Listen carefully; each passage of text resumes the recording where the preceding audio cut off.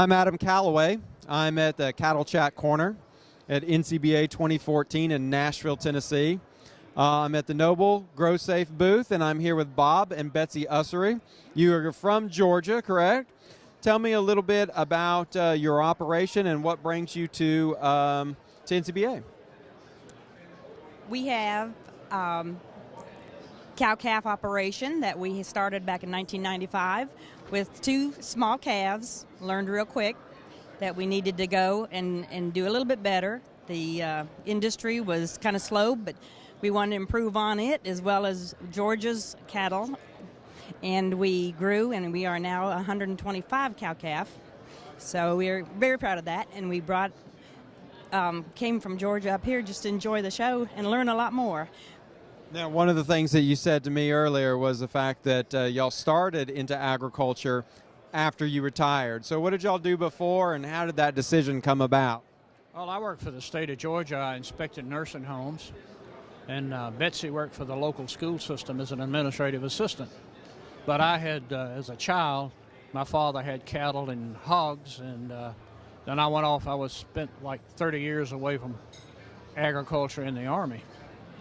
And then you guys came back to agriculture in 1995, and so almost getting close to 20 years in agriculture, having grown and learned a little bit. What are some of the lessons that you would tell new producers or producers getting back into the industry? You definitely would love it. You definitely, after retirement, enjoy every minute of being outside, no matter what the weather sometimes, and grow for yourself a longer life and a happier life, and also improve what the world needs, especially the world, in food supplies. One of the things, too, is you have to look at what's going on around you and in the world. And the reason we originally went to the Noble Foundation, Betsy was online and found a very comprehensive tax seminar, which I understand y'all have at least once a year. And we went out to Ardmore to the tax seminar and picked up a lot of good information. Betsy, you also said that the UGA has been helpful to you. Explain how they've been helpful to you guys. Well, newbies getting into the industry, we didn't have any place to turn, and as we got more time on our hands, we found out that UGA was offering courses, and we would go to anything that was offered, trying to learn and trying to get experience under our belt so we could do better with what we have. We are very happy to say that UGA is the one that got us here. They also got us helping and support the government in supporting them, so we were real excited about that. So you've had help from the Noble Foundation, UGA, so would it be fair to say if you were talking to new producers, you would encourage them not to go at it alone? Definitely. It was easy before to get in and just have cattle in the back swamp, pull them out when you needed a dime, and today you can't do that. You need to take care of your animals. We have a lot of resources. We have a lot of information out there to take care of them and how to take care of them, and on a limited budget even. And we're so proud of what we have done, and anyone else would be too. And one thing people always forget and shouldn't is their local extension people. And on the county level, we have a very good extension agent. Give him a call, and if he doesn't have the information at hand, he knows who to get it from, or he'll tell you who to get it from. And he's been out to, when we put our paddocks in, he came out and helped design and helped put them in perspective. And so there's a lot of local help that people forget that you can rely on. Not only that, we have had so much fun putting things together and being a part of the industry. The people seriously are the most fantastic people in the world. When you get into a situation like we are right now, everyone knows everybody, even though you don't know your names. That's great. It's a family type, yeah. Well, you know, one of the topics that has come up and is being discussed a lot at NCBA is sustainability and what that means moving forward for the consumer. What are you guys doing on your operation to be more sustainable? Keeping up with the times, looking forward to customer demand, lean beef, nutritious beef, things that are very important to the consumer, and most important, and they always have been in our book, what's important for the comfort and the humane handling of the animals. Also, genetics. We have Charolais Angus, and right now we're running 2 Charolais bulls, and we made sure we bought good genetics. That's you know, if you don't have good genetics, you don't have a good program. You talked about animal welfare being another one of those topics that we discussed. What are some of the things that you're doing to promote animal welfare on your operation? We go out and talk to them every day. We sing to them. You sing to them.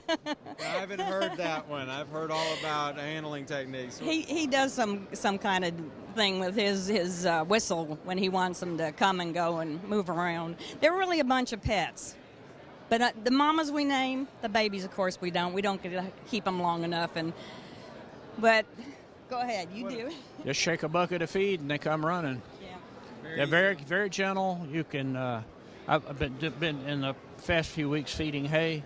I can touch just about every cow we have. I mean, you know, and makes a big difference when you. Some people say you shouldn't do that, but it's made a difference for us.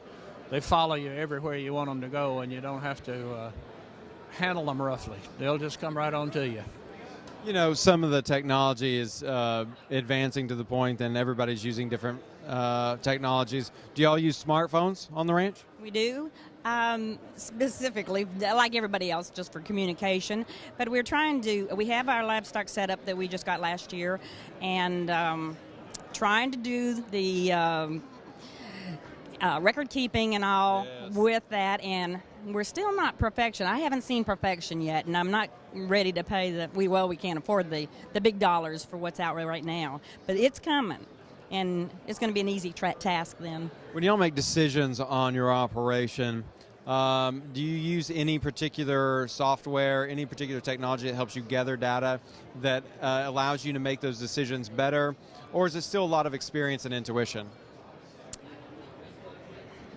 I think it's doing a lot of research and what fits our operation, what is out there, and not necessarily just to have it, but what's going to help us. We're very frugal with what we do. Of course, we want to end our retirement having money too. Well, our son recently went back to college. He's 40, and one of his projects he had to do a computer program. So he put together really a spreadsheet that we could use to help keep up with the business and the cows and all that was going on with them. If there was an area of the operation that you could get more data out of that would help you make decisions better, what specific area in the operation would you look at? Right now, that's what we're here for too, is that livestock system that we have. We've been playing around with getting the weight scales, but we got to have the right thing, and we got to have it match up. We want it to be interfacing with our program, and it's all Windows-based mostly. And I've even heard Mac is even happy with some of the things that are going on. So that, I think, is the biggie, making it easier for us. Well, good, guys. My last question's been the same for everybody that stopped by Cattle Chat Corner. If you had an opportunity to say one thing to the consumers out there, the people that are buying your product, what would you say? Well, you know, beef is safe now. It's more protein per ounce than any other meat. I've always heard it takes about 3 pounds of chicken to be the same as 1 pound of beef. So sometimes, you know, what's cheaper is not best. Filet mignon. That's all you need to say. Thank you, Bob and Betsy, for stopping by Cattle Chat Corner.